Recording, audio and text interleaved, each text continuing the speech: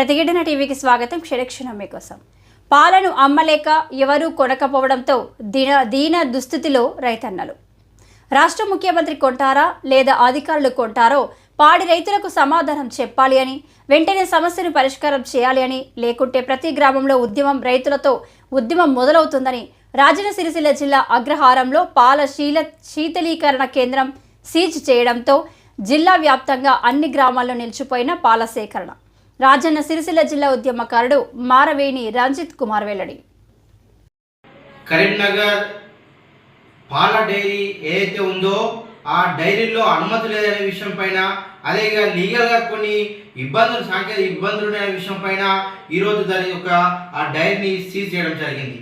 జిల్లా లోపల చూసుకుంటా ఉంటే వేలాది మంది పాడి రైతులు, అనేక మంది పశువులను వారి యొక్క జీవన ఉపాధిగా ఎంచుకొని అనేక మంది వేలాది మంది కుటుంబాలు ఆ జీవనం సాగిస్తున్న ఆ పాడి పరిశ్రమ పైన ఈరోజు రైతులందరూ కూడా ఒక డైరీని సీజ్ చేయడంతో ప్రతి గ్రామం లోపల ఒక పాలను అమ్ముకోలేక ఆ పాలను సైతము అనేక ఇబ్బందులు పడుతూ రైతులందరూ కన్నీటి దారుణై అనేక ఇబ్బందికర పరిస్థితి జిల్లాలో ప్రతి గ్రామంలో ఉన్న ఘటన మనం చూస్తూ ఉన్నాం. ఆ పాలను ఇతర దగ్గర అమ్మలేక ఆ పాలను కూడా బయట పాడేసే దుస్థితి ఈరోజు జిల్లా లోపల ఏర్పడింది.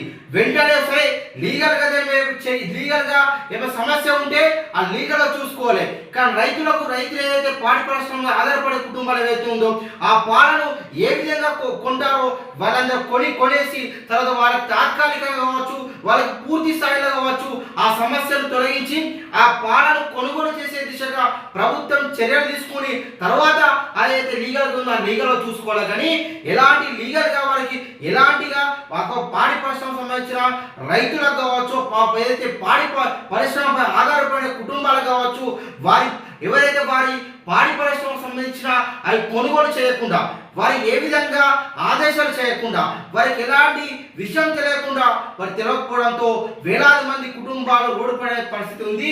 వెంటనే ఆ రైతులకు న్యాయం చేయాలి, ఆ యొక్క పాడి పరిశ్రమ కాపాడాలని ఈ యొక్క రాష్ట్ర ప్రభుత్వం విజ్ఞప్తి చేస్తూ ఉన్నాం.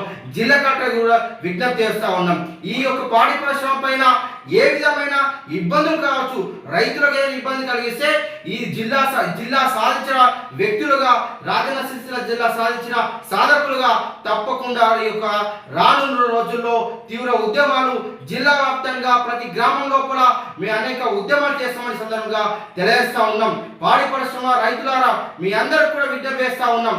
ఈ సమస్యను వెంటనే పరిష్కరించకుంటే మీరందరూ కూడా ప్రతి గ్రామంలో ఆందోళన చేయండి. మీకు అందరికి కూడా ఈ యొక్క జిల్లా ఉద్యమకారులందరికీ మేము మద్దతుగా ఉంటామని తెలియజేస్తా ఉన్నాం.